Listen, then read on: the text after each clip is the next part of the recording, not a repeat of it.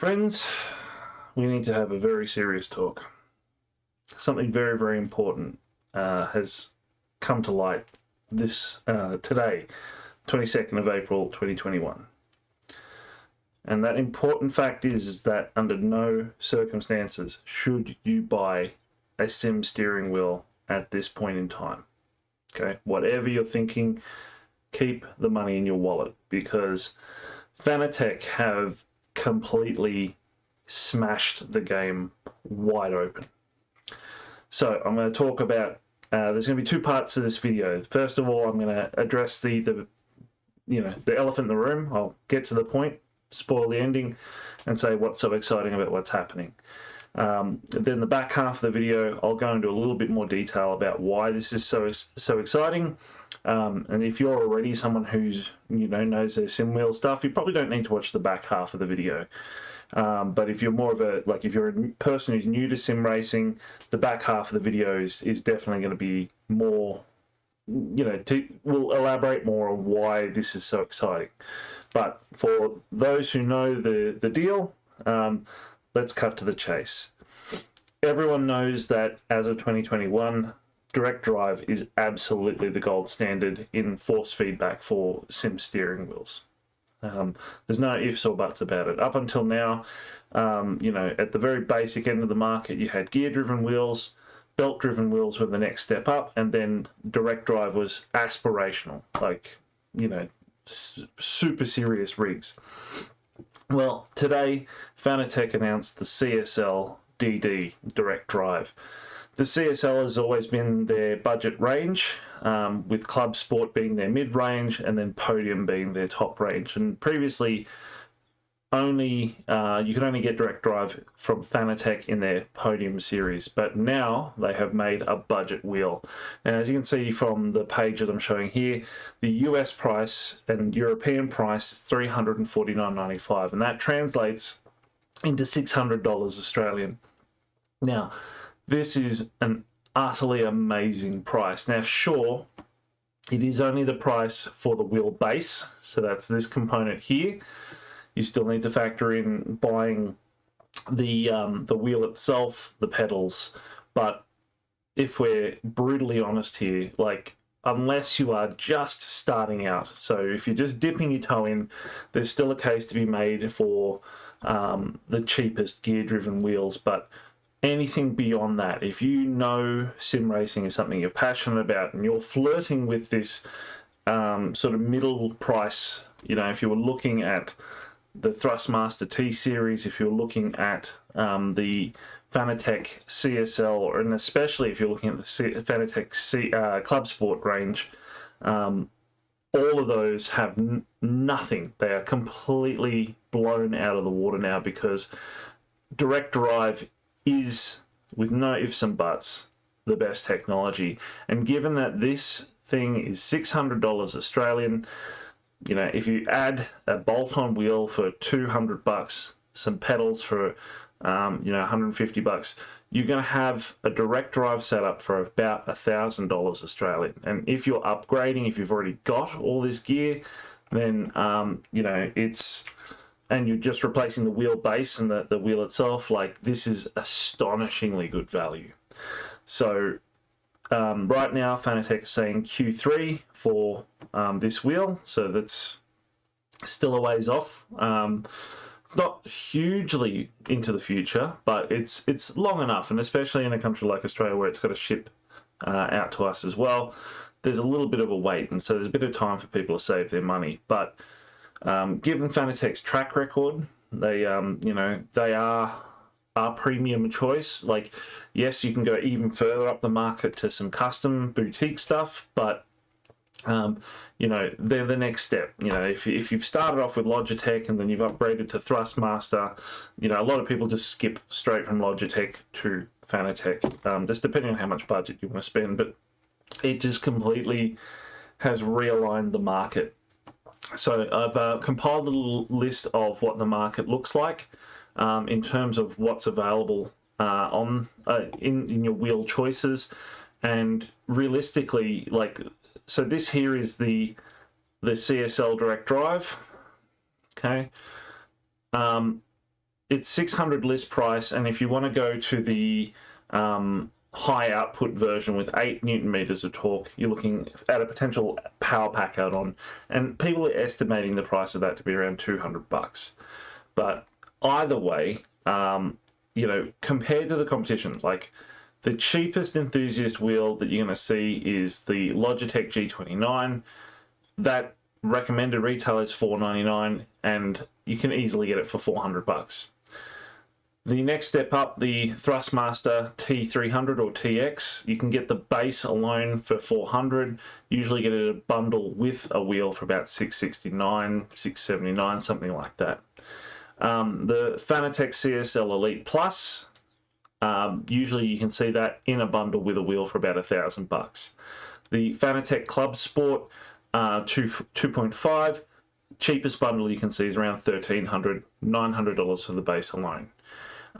Those are the main competition, and even Fanatec's own range is completely obliterated by this new wheelbase. The other sort of higher end mid-tier wheels are completely obsolete. You know, the Fanatec CSL Elite Plus is designed, like, it sits toe-to-toe with the Thrustmaster TSPC, TSXW. The wheel, the base itself is around $600, $700. Both of those, when you're paying that for just the base compared against the CSL DD, absolutely destroyed. The Thrustmaster TGT, I mean, it's very hard to get now. I'm imagining it was an end-of-life product because there's probably a GT7 licensed wheel. In fact, Fanatec are doing a GT7 licensed wheel. But either way, there is no logical reason to buy the Thrustmaster TGT anymore because it's $1,600 with a base and wheel integrated. You know, for $1,600, you can buy the CSL DD and the best Porsche replica wheel that they offer. This is a complete game changer. Looking at the existing direct drive wheels from Fanatec, you're looking at $1,500 for the Podium DD1 wheelbase and $2,500 for the Podium DD2. Now, the you know, in terms of dollar value, nothing plays in this space. Really, if you're in this entry point, if you're just testing the water, you can definitely be, it's justified to just dip in the toe at the $400 price point with something like the G29 because it's $400 with pedal, with wheel. It's an all-inclusive setup, and you know, they're an evergreen product. They last for a long time. It's a nice little backup wheel that you can keep in the cupboard. My G25 lasted about 13 years. So, you know, even if you haven't got much resale opportunity with a G29, and they do resell pretty easily, you're going to have to take a bath on it and sell it for about half of that. But the G29, still a safe buy. But any step north of that, forget it. Do not spend, like, you do not cut yourself short. Like the G923 that has just come out from Logitech, they retailed it at $600, and it's already being discounted to $500, and all it adds is just a bit of rumble compared to the G29. This is a completely obsolete product now. Okay, it's forget it. Don't even bother with it. Okay, the T300. I own a T300. I love it. It's a fantastic wheel, but it's $700 for the wheel bundle versus the DD pricing. Forget it. The CSL Elite at $1,000 for a wheel bundle. Forget it. The TSPC, you're looking at $1,200 for a wheel bundle with pedals. Forget it. Literally nothing else is in the market anymore. Okay, either go cheap, or go the DD, or go serious. So that's the bit for people in the know. Okay, for those who already know their steering wheels, I've said everything that you need to know. For those who are dipping their toe more into the market, who are a little bit less knowledgeable about steering wheels, etc., what I want to do here is explain why there's such a difference, what it is that makes the CSL DD and you know, they say it's the new standard. They're not wrong. Okay, the CEO of Fanatec said that what they were wanting to do with this product was to, and you can see it here in the mission statement, to bring this clearly superior technology to a broader audience, and designed to mainstream the best type of force feedback steering wheel. So basically, your market goes into various tiers. Now, I've completely skipped over the super casual stuff because you can find really cheap and nasty resistance bands, rubber band steering wheels at a lower price point than the Logitech G29. But honestly, if you don't want to spend $400, look for a second-hand Logitech G series, a G25 or a G27. You'll get for a song, and you'll even get G29s quite cheap. Sure, it won't be brand new, but honestly, if you get the love for sim racing, you'll be willing to upgrade very, very soon. Now, at the lowest end of the market, at the enthusiast pricing, with the two Logitech in the G series, they're both using gear-driven force feedback, which means that there's actually a pair of motors in the wheelbase that sit mated onto the wheel. In fact, I think so here, this is a great illustration. You can see this is the main wheel. That's the main cog that's attached to the steering wheel itself, and then the motor sits here with a little worm gear that runs along the cogs there. And so if you're turning right and it needs to add resistance, it's going to run the opposite way, and same thing if you're turning left, it's going to run the opposite way. Now, the way the gears are cut, this helical cutting does reduce the sort of feel of teeth gripping, but because it's gear driven, it can never be completely eliminated. And so you always have a sort of grittiness or notchiness to the feedback that you're going to get from the G series wheels. The positive side of this, though, is because there's less moving parts, it's quite reliable, and these are very long-lasting, well-built wheels. So as a budget choice, they're quite safe. But as you can see, the actual physical connection and the size of the motor here is pretty small relative to the main cog, and so it's not going to put a lot of force into the wheel, and so you've only got about 2 Newton meters of force. And whilst that's enough to give it a little bit of a jolt, a little bit of a rumble in your hands, it's not a lot of range between no force and maximum force, and so there's just not much subtlety in the effects that you can get. The other thing that you have with a gear-driven wheel is they're quite dead when you're driving straight ahead. There's not much feedback at top dead center, so if you're driving down a straight, you do have a little bit of deflection on the wheel before you start to feel some effects on there, and that's it takes away a bit from the fidelity of it as well. But that being said, for the price, terrific value if you're going for the G29. Now, the 923 takes that same technology, and this technology is quite old at this point. You're looking mid-2000s for the technology in the G29 and the 923. It adds a rumble motor attached to the main shaft of the steering wheel.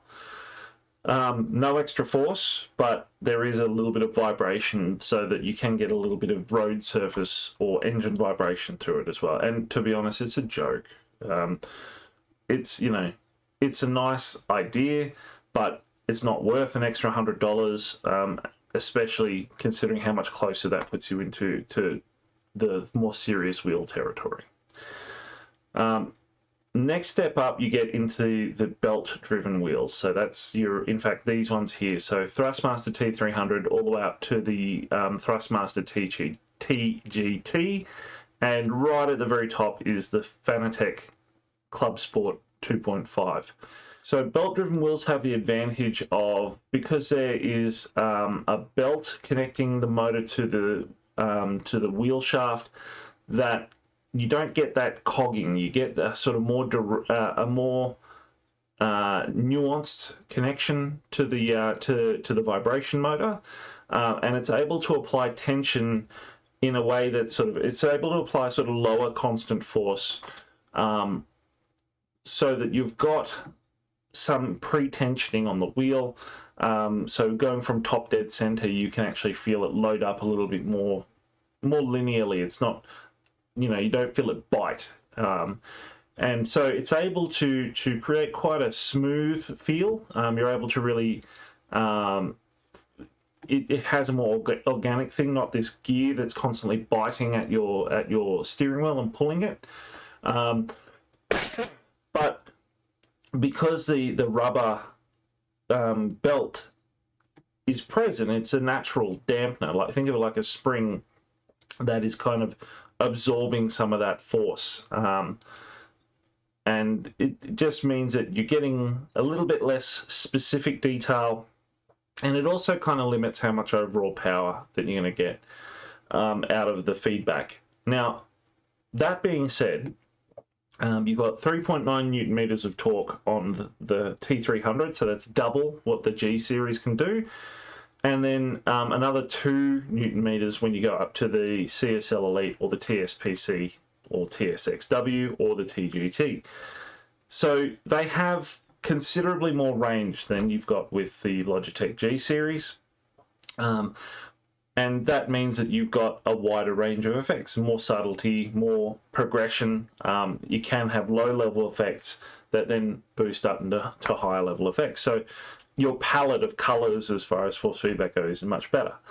The other big advantage too when you get to the Thrustmaster line here and to the Fanatec here is you are now getting into a ecosystem where you can move the wheels and swap in new wheels. And for my T300, I have 3 wheels. I have the Ferrari wheel that came with it, I have a WRC wheel or rally wheel, and I have a Formula 1 wheel for GT racing.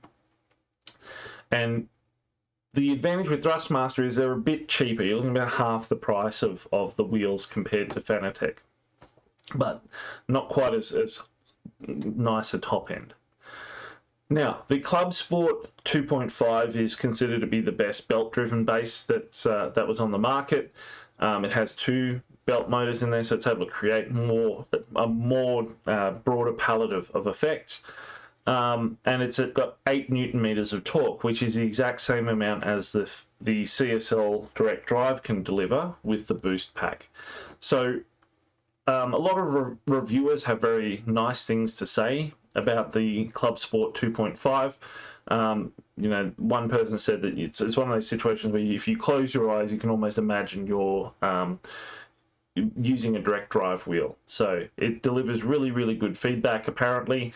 And for a long time, that was the mid-range enthusiast, the aspirational one. And honestly, I was eyeballing one right up until the announcement. Well, no, I was eyeballing one recently, but there'd been rumors of a new Fanatec direct drive wheel hitting the market, and that it might be budget. So, but I was on the cusp of buying one. Definitely was on my shopping list.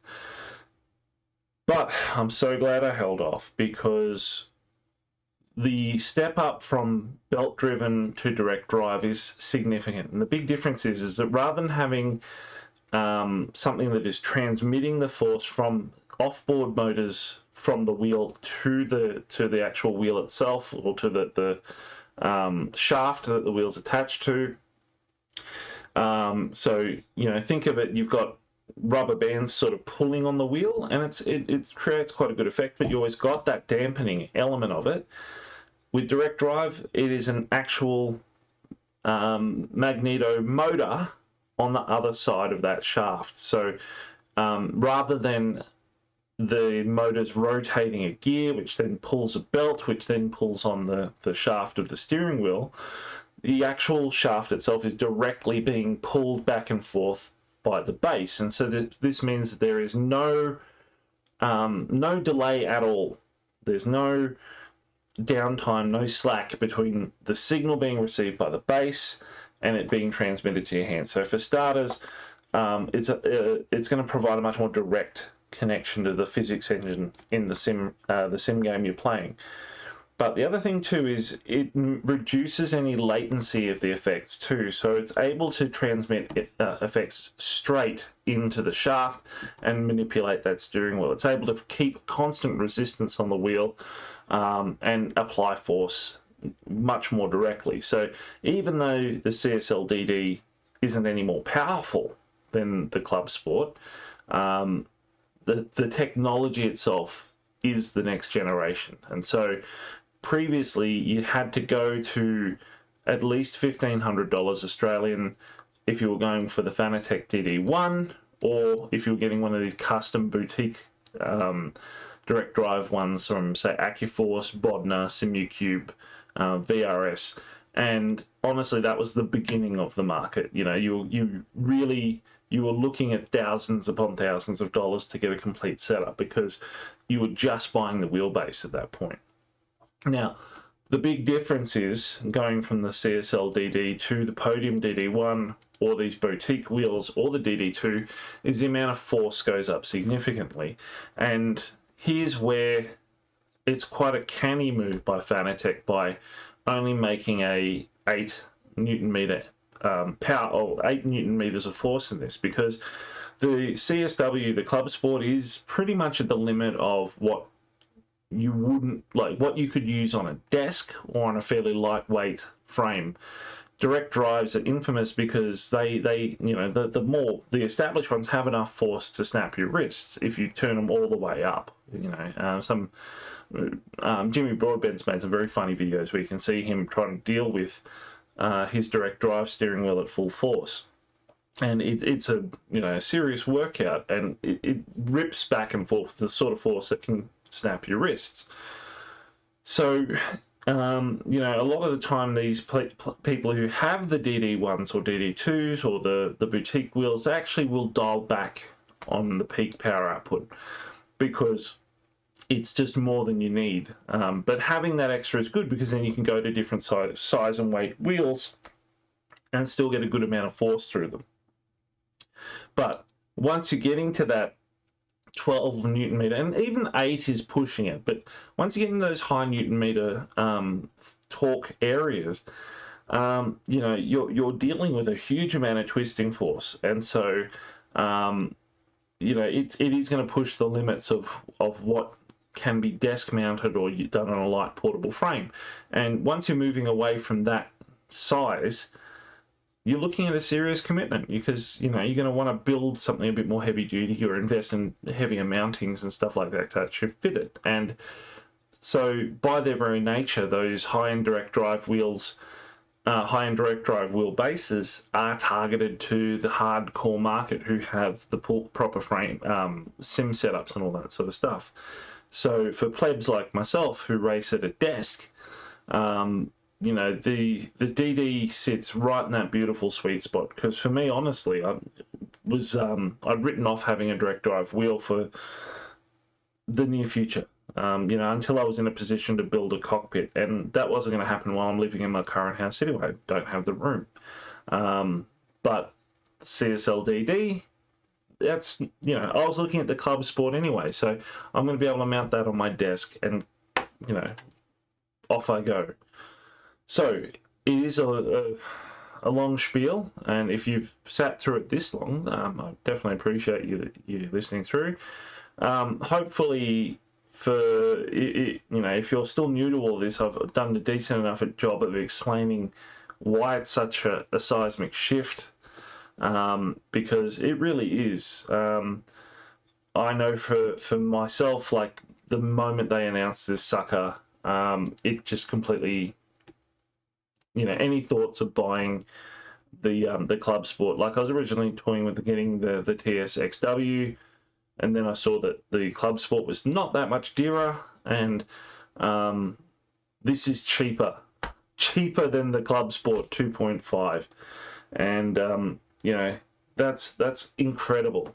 And when you consider the price of getting wheels for Fanatec setups, that saving is appreciated, because the Fanatec gear is not cheap. Let's see if we can find some examples here. So yeah, so this is the Club Sport GT2 wheel. This is included in a bundle with the Club Sport base, $5.99 by itself.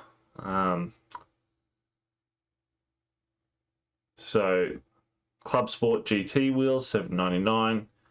Club Sport Formula wheel, $6.89. Porsche Club Sport wheel available in a bundle with the Club Sport base for about $1,300, so $6.99. So, you know, I could still get this wheel for the DD and not be any worse off. So it was money I was already planning on spending, but now I'm getting direct drive. It's just incredible. And, you know, the sky's the limit. I mean, if you look at this full-blown GT3 replica, you can be paying $1,100 for just the steering wheel. That's way too rich for my blood, but you know, it's a pricey ecosystem once you get into the Fanatec gear. But there's some beautiful bits as well. So whilst it is going to be eye-watering expensive to make the transition, like the uplift, the bang for your buck, like before there was a genuine argument for the different price points, like the, you know, yeah, the Thrustmasters were like the T300 isn't quite as good as the Fanatec stuff at the CSL Elite, but it was significantly cheaper. And that uplift to the CSW, that was a big price jump, and so made a lot more sense. But as it stands right now, unless Thrustmaster drop their prices for their entire range, just, you know, because I know Fanatec have probably rolled back production on these guys, the CSL Elite and the CSW. They've probably already been phasing those down. But with Thrustmaster, if they haven't already started rolling prices down, and they're going to have to start doing deep discounts to clear out their stock. And if they don't come out with a similarly priced direct drive wheel, they're going to get blown out of the market, because Logitech have a good claim at the budget end of the market, but Thrustmaster, they've always been that one step up, and then Fanatec's been the next step. But this is a game changer. Completely realigns the whole steering wheel market. So yeah, pretty crazy stuff. So as I said at the top of the video, don't buy a steering wheel. Do not buy a steering wheel under any circumstances. Wait for the CSL DD, because you know, even the fact this thing just exists and it's going to be on the market is going to force the competition to do something. You know, Thrustmaster will have to do something. Fanatec, you'll start seeing big savings to clear out CSL Elite and Club Sport. So even if you don't want to spend quite this much, you'll be able to scoop up some bargains. And you know, Logitech are just on the cusp of still having a dog in the hunt, just because it's cheap. But you know, if Thrustmaster have to drop their prices to move their stock, it's going to make the G29 look pretty sad.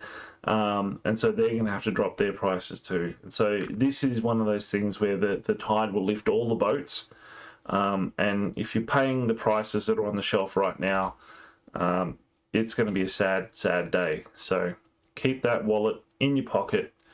Wait to see what happens to the market with this bad boy out there. So hope that was interesting. It's a little bit longer a video than I was planning on making, but thanks for watching.